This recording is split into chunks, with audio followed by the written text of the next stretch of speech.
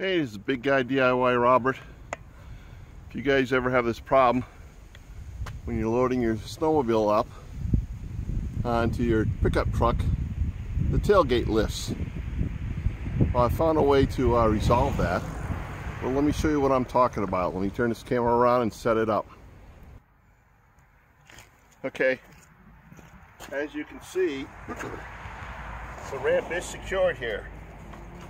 So as the snowmobile comes up here, this will not kick out. But this is the problem I have, is when my skis come up, the carbides catch into the aluminum and they push the whole ramp up. So now you're sitting down here with your snowmobile and this happens. So I found a way, or I figured out a way to resolve this.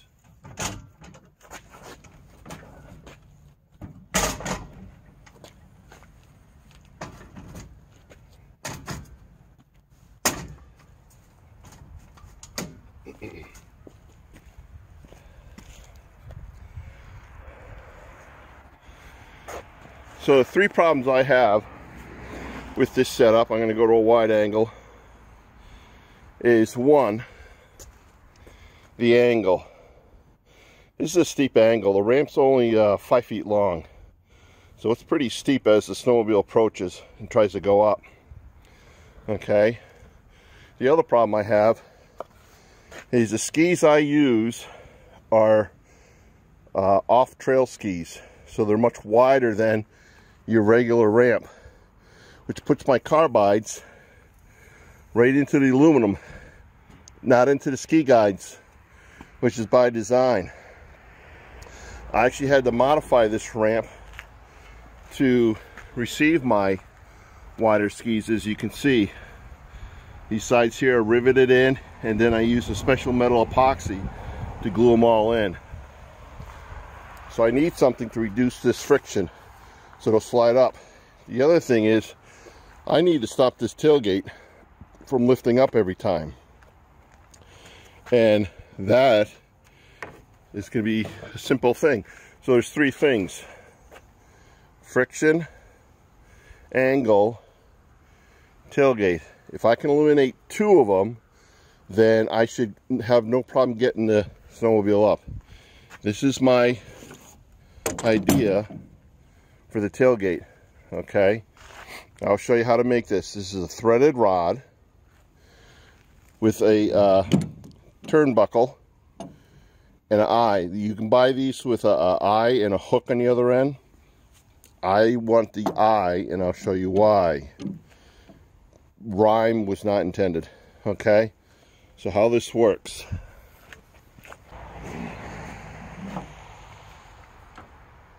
Here is the pole that your tailgate attaches to when it closes. So this is the part where the pole goes into. Eye goes in here, this part goes in there, and you turn the turnbuckle to expand this.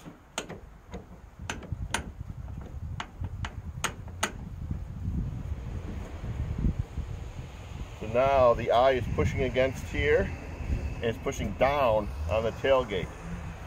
Okay? Now you can see I'm moving the whole pickup truck. So now the tailgate's not going to close. When I'm done loading, just turn your turnbuckle and you're done. And that's it. So I'm going to show you how I made this and give you an idea on the price of this. As for the ski guides, I'm going to install ski guides here that I purchased. It'll cover both sides, so it's 10 feet of ski guides. That'll that'll get rid of the friction I'm getting here, and you can see where the carbides from my skis are digging right in, so we can get rid of that. So next shot, let's go into the shop and work on the turnbuckle. These are the materials I'm using to make this to hold the tailgate. I would not use just one to hold the tailgate because of the force from a snowmobile. There's a risk of twisting that tailgate. So you want the force equal on both sides. Okay, so what I used is a 1/2" threaded rod with a 1/2-13 nuts. Okay, turnbuckle just looks like this. This is $15 at a hardware store. You're not going to find this at Lowe's or Home Depot. You're best to go to your local hardware store, such as like a True Value or an Ace Hardware store. Find the one that's a 1/2" thread. That'll match the 1/2" on your threaded rod. I would not go to a smaller threaded rod just because you're trying to drive a 400+ pound snowmobile up the back of your tailgate. The more strength you can get in holding that tailgate down, the better off you are. All right. So what we're going to do is we're going to cut this threaded rod. I already know what the measurement is, which is 20 inches. Let's set up the camera to do this. When you're cutting threaded rod, you need to use either a hacksaw or a bandsaw, but a saw in general. You don't want to use a cut-off saw or a cut-off wheel because that will damage these threads. Okay, the saw blade itself is thin enough to go in between the threads so you don't damage them. All right, when you're going to hold a threaded rod and you're going to do it in a vise, there's two things you can do. You can put either 2 nuts on here and then put it inside your vise, or just grab 2 pieces of wood, which I prefer to do. And we're going to put the threaded rod in between, but let me measure. I said 20 inches on this, and that's going up about halfway into my turnbuckle, maybe a little further. The reason for that is, should any bending take place, I'd rather have it bend down here versus inside here, so just to make it a little stronger. I've also made a mark on here to where this threaded rod should be when it comes to putting this into the tailgate.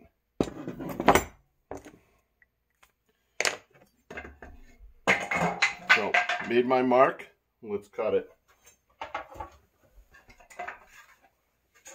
Reason I'm using wood, it's soft enough where it's not going to damage my threads.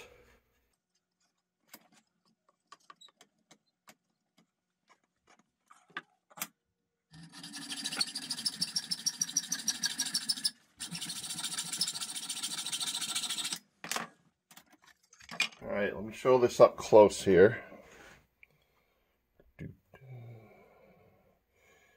Okay, you can see how that thread came out with the hacksaw. Okay, so what I'm going to do is this tip, I'm going to file it down a little so it's kind of like this, where it's tapered also slightly in the end here.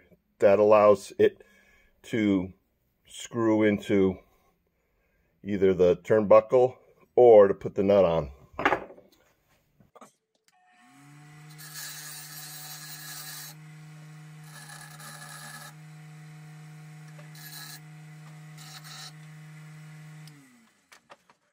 Okay, can you see how that's slightly tapered? So, be sure that this works well. Just going to take a nut, screws right on, zero issues. That's why I use a hacksaw for cutting threaded rod. Next, we're going to take this out.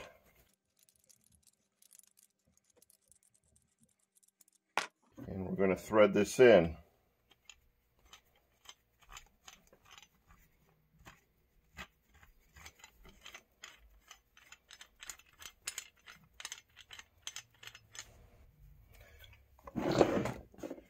And I'm just going to match it up to the one I already have made here for its length.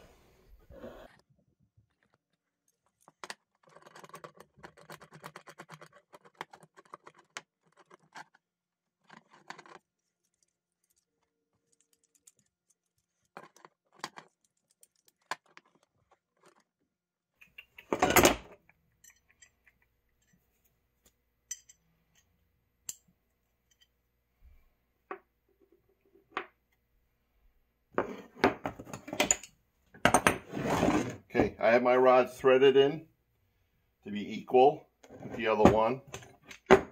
Goes with the turnbuckle. And so I'm going to take a painted pen and make that mark. That's like my starting ending point. Okay.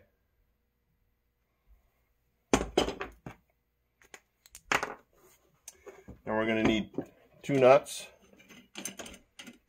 They're going to be torqued against each other.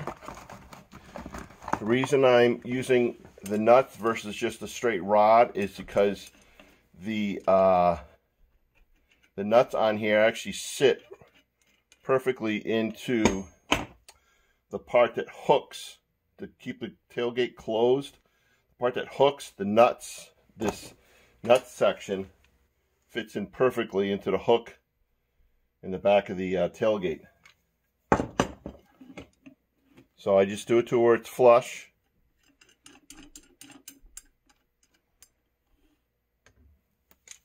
And now we just tighten one against the other.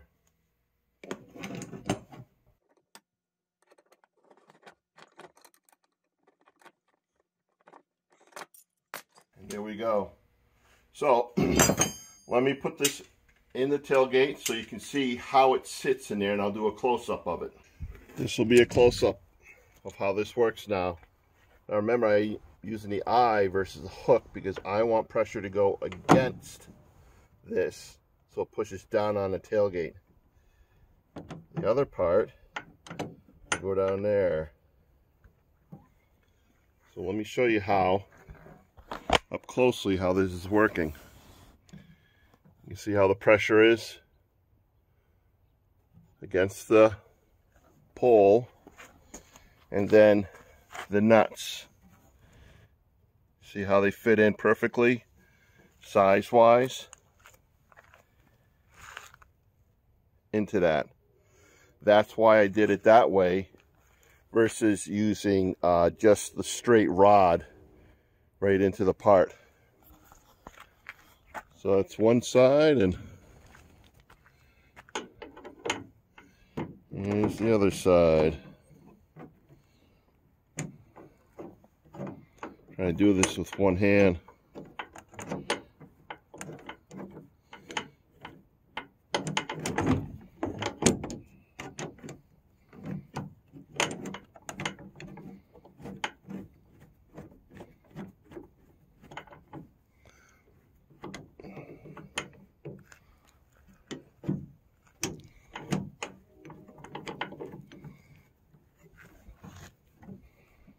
And there we go.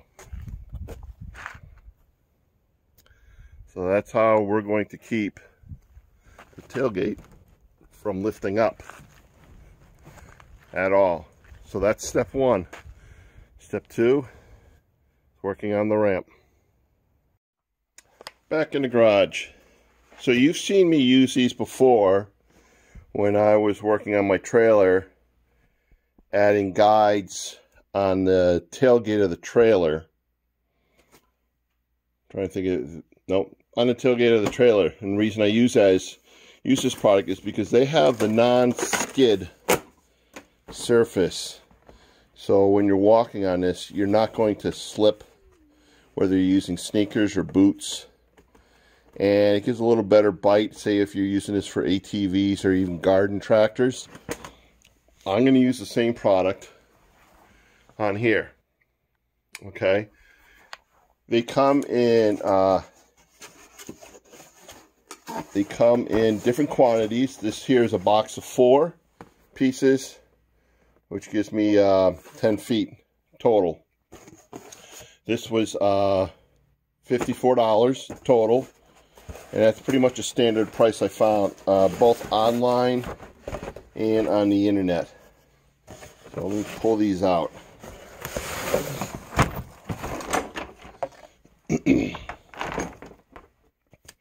Now I know these are too wide for this ramp, so we're going to cut it down to make it fit.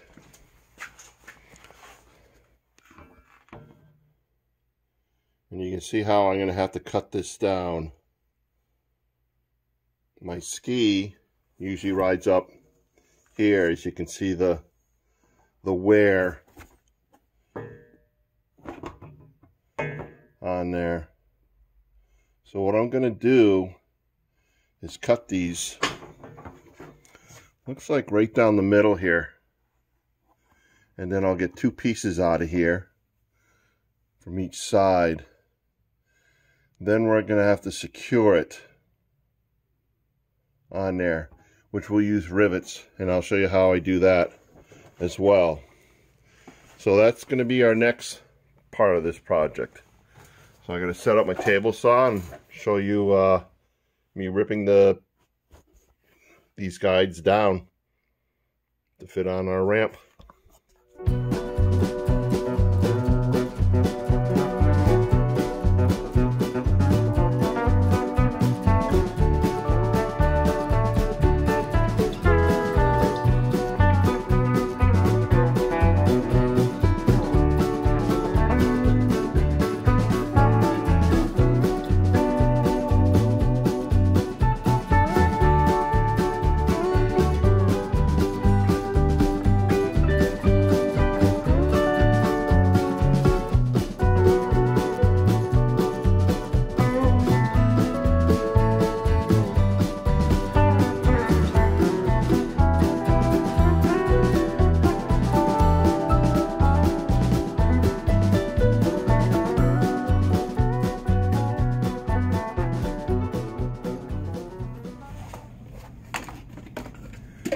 Alright, we've cut our pieces.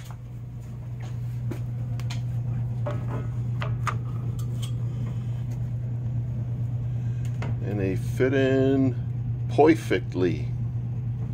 Perfect! So I'm going to lay this on the bench. I should say lay the little thing on a bench. Bench is a mess. Alright, put this on a bench so it'll be a little easier to work on. Like all these track systems, they come with their own hardware. Now, there's stainless steel screws that come with this. I know that this will not be enough, because I actually have to do 2 sides. I'll just have to see. But when I worked on my trailer, I saved the bags of screws I did not use. I was also debating whether to use rivets on this or the screws. This I would use the rivets if I were going to do rivets. I would do rivets in this part, but not here. And the reason why is, as you can see, if I rivet or screw anything, it's going to stick out here. And with a rivet, because of the design of a rivet, when it goes through the metal and you pop the rivet, you pull it through and it expands, that mushroom head, you can't level it off to be flat with this surface, because that's the part that's holding the rivet in. So that wouldn't work. What would work, because this is such thick aluminum on here, this is, I think this is 1/4 inch aluminum. If you use a threaded screw through this, those threads will hold in this aluminum, and you can cut it flush with this so it won't have any sharp edges. You can't do that with a rivet. You can't grind a rivet flush, because then it's not going to have any holding power. But I've decided just to use screws on both pieces. This piece is a square tube, so nothing will be exposed below it. And with the skis, I was also thinking about how the ski comes up, because the ski comes up here, as you see, and digs right in. With this piece in, let's look at my options here. This is one way of option. Then if I screw it in here, if I put my screws in this part, which is where the ski would come up, my screws are going to get damaged, even broken off. But turn this piece around and put the screws in these designated areas, that will protect the head screw as the ski is coming up here. So what I've decided is to install these with the screw part in there, with the screw part facing on the inside. That's better. Facing on the inside. Okay. When I put these in, they don't have to be together like that. They can have space in there. That's by design. So let's, I got a little drilling here to do. I gotta drill all these holes out and we'll install this.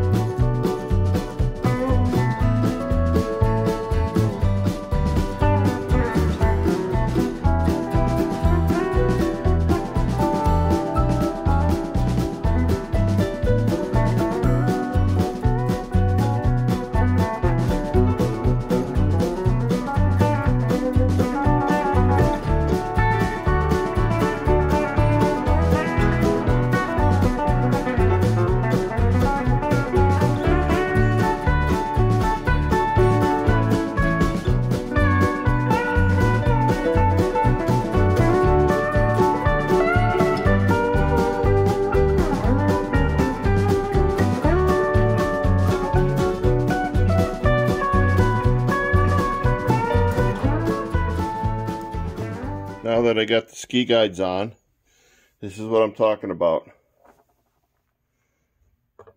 The screw's poking through. A rivet, when you grind it down, you can't grind it flush. You need that mushroom part of the head sticking out so it doesn't pull through. So this being stainless steel screws and they're threaded in, I can cut these off flush. So that's the next thing, is to grind those down. Grinded the screws down all the way. Then I took a file, hand file, and just made sure that they were completely flush. So any really cold fingers are not going to get cut. So as you can see down this, they've all been cut off. So let me flip this back around. Now you can see it. So of the three things was the angle of the ramp, holding the tailgate down, and putting the non-skid surface. So I figure if I can tackle two of those, eliminate two of them, the angle of the ramp should not be a problem, especially with these on the tailgate. So I'm going to do a test, and I'll record my test and see how this sled loads up.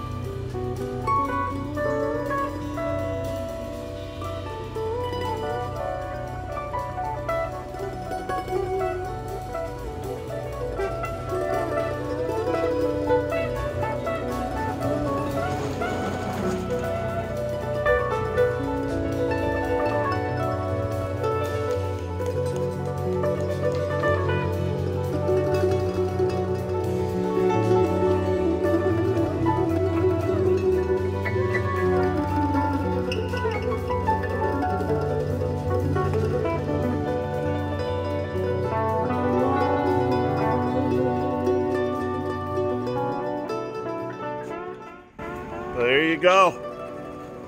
It's in there. It worked perfect. So there are the turnbuckles. You got a new non-skid, meaning you won't slip with your foot. And then another turnbuckle. And the tailgate this time did not lift up.